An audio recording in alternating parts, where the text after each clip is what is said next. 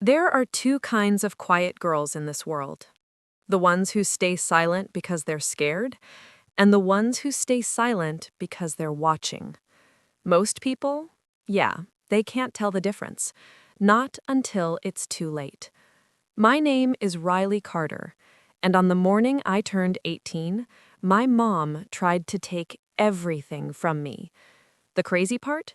She thought I'd just smile and sign it away. Before I take you into that kitchen, you know the deal. Hit that like button, subscribe, drop your city in the comments. I read every single one. Now listen close, because this didn't start that morning. It started months before, with a box I wasn't supposed to open. It was late October. Cold air, leaves crunching, that kind of evening where everything feels a little too quiet. I was cleaning my room, just going through stuff I hadn't touched in forever, when I found it. A wooden box. Dark oak, scratched at the corners. My grandpa gave it to me before he passed. I hadn't opened it in over a year.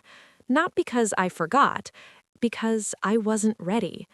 But that night, something felt off. You ever get that feeling? Like your gut is tapping you on the shoulder, saying, "Hey, pay attention." Yeah, that. I opened the box. Inside, old photos, a dried leaf, a watch that didn't work anymore, and one envelope. Sealed. My name on it. Riley. In my grandpa's handwriting. My chest tightened instantly, because under my name it said, "Open only if something feels wrong before your 18th birthday." Yeah, that'll mess with your head. I just sat there, staring at it, heart pounding like I already knew whatever was inside was going to change everything. Downstairs, I heard voices, low, sharp. My mom and my stepdad, Greg. They thought I couldn't hear, but I always heard. That's the thing about being the quiet one. People forget you're listening. I didn't open the letter that night. I should have, but I didn't. And that decision almost cost me everything. Let me back up for a second. My dad died when I was 11. Car accident. Rain, highway, wrong place, wrong time.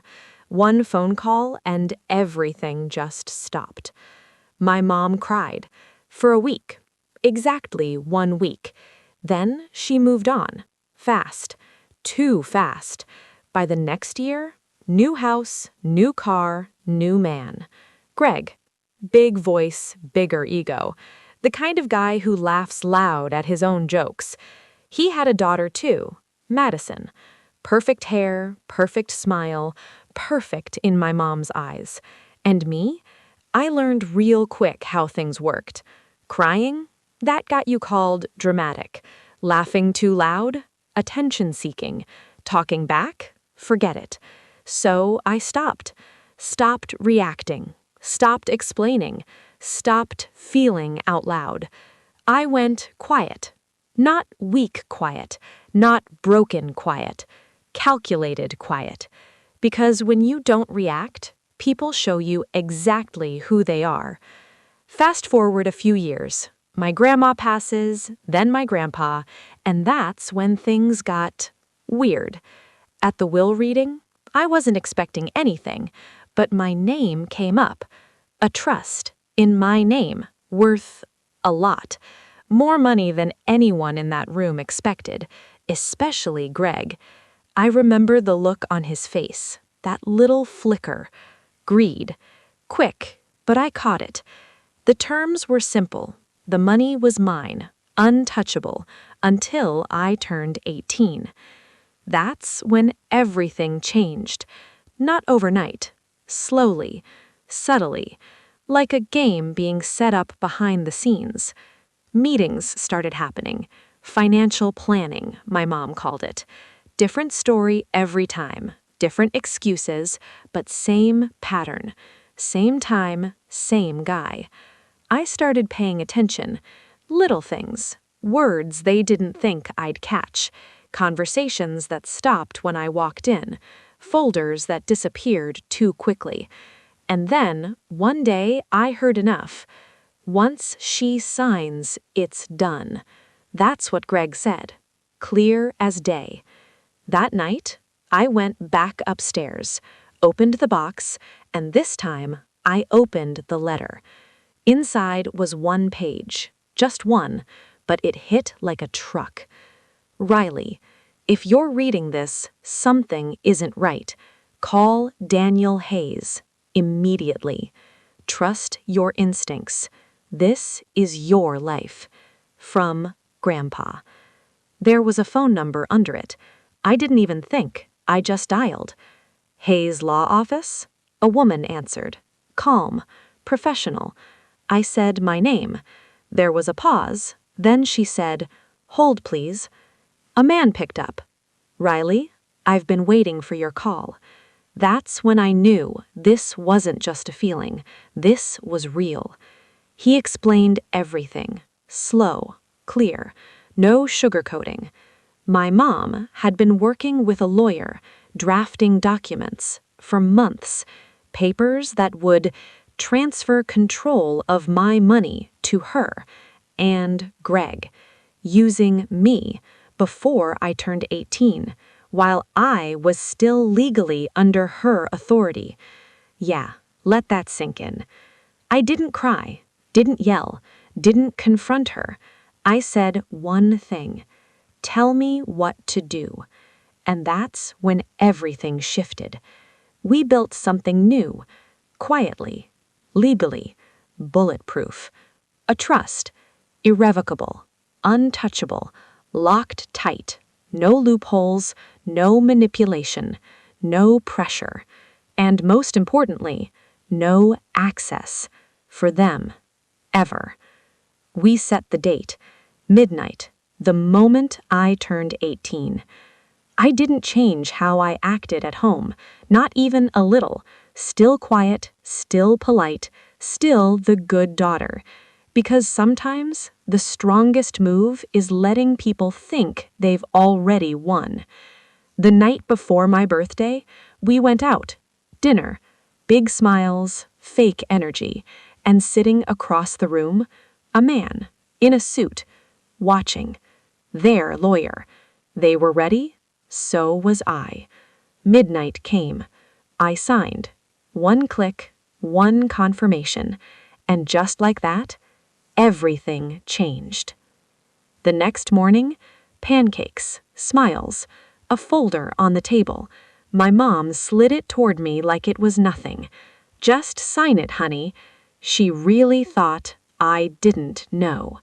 That was her mistake. And what happened next didn't just break the illusion, it shattered everything. I looked down at the folder sitting in front of me.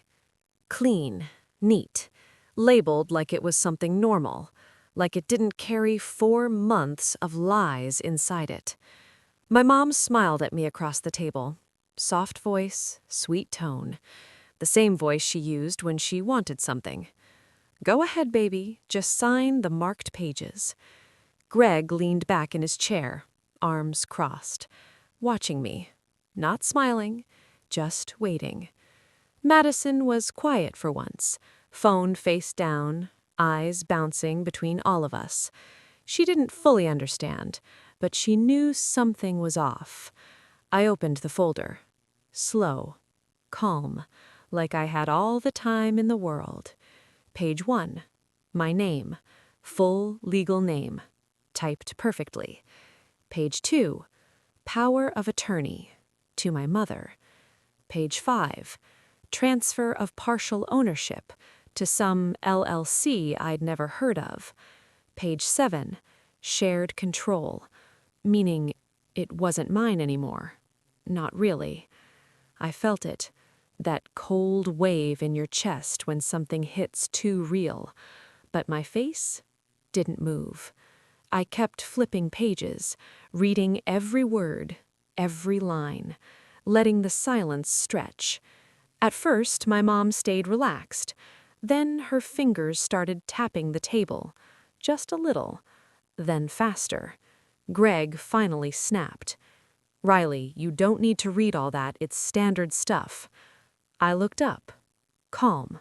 Then it shouldn't be a problem if I do. Silence. I went back to reading, dragging it out, on purpose, because this moment, I had been waiting for it. Just sign it, Greg said again, more edge this time. I turned another page. Then I said, "Hey, quick question." My mom smiled too fast. "Of course, honey. What's the LLC?" Her smile froze, just for a second, but I saw it. "Oh, it's just family structuring, tax stuff, nothing serious." I nodded slowly. "Cool. When was it created?" She blinked. I don't remember exactly." Greg jumped in. "Riley, enough. Sign the papers." I closed the folder, gently, looked right at him. "Why are you rushing me?" That hit. Hard. Because now, it didn't sound like a daughter asking. It sounded like someone who knew.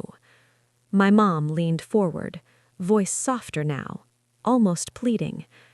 "Sweetheart, we're just trying to help you. You don't understand how money like this works." I tilted my head. "Then maybe I should talk to someone who does." Silence again. Heavier this time. Greg's jaw tightened. "We already have someone. My guy is—" I cut him off. "Your guy?" That landed. He froze. I held his stare, then said it slow. "Interesting choice of words." Madison whispered, barely audible. "Wait, what's happening?" Nobody answered her. My mom's voice cracked just a little. "Riley, please, don't make this complicated." I picked up my phone, set it on the table, face up, right between the syrup and the lies. Then let's simplify it. And right on cue, my phone rang. The name lit up the screen. Daniel Hayes. I didn't even look away from my mom when I hit accept. Speaker on. "Good morning, Riley." His voice filled the kitchen. Calm, controlled, professional. I said, "Morning, you're on speaker." You could feel the air shift, like everything just tilted. Hayes continued. "Perfect. I'll keep this brief." My mom's face. Color draining. Fast. Greg stepped forward. "Turn that off." I didn't even look at him. "No." Hayes kept going. "As of 12:03 a.m. last night, all assets assigned to Riley Carter have been successfully transferred into a protected, irrevocable trust." Silence. Dead silence. "The assets are no longer accessible for reassignment, external control, or third-party influence." Madison whispered. "What?" Greg exploded. "What the hell does that mean?" I answered. "It means it's mine." Hayes added, "and legally untouchable." My mom's hand slipped off her coffee mug. It hit the table. Spilled. She didn't even notice. "Riley," she whispered. You didn't." I looked her dead in the eyes. I did. Greg slammed his fist on the table. "That's not possible." Hayes responded instantly. "It is, and it's final." Then he dropped the next bomb. "We are also aware of the document currently in Riley's possession." I slowly placed my hand on the folder. Hayes continued. "A draft agreement intended for execution while Riley was still a minor, including power of attorney transfer and asset redirection into a privately controlled entity." My mom shook her head. No, that's not." "It constitutes a potential breach of fiduciary duty." Her eyes snapped shut. Greg went pale. Actually pale. Hayes didn't raise his voice. Didn't need to. A formal complaint has been filed regarding the attorney who prepared it. That was it. That was the moment, the exact second everything broke. Because now, it wasn't just me. It wasn't just a family argument. It was real, legal, permanent. Greg stepped back, like the floor wasn't steady anymore. My mom? She looked at me like she didn't recognize me. And maybe she didn't. Because I wasn't the quiet girl she raised anymore. I was the quiet girl who waited. I stood up. Slow. Picked up the folder. Picked up my phone. Thanks for breakfast. My voice didn't shake. Not even a little.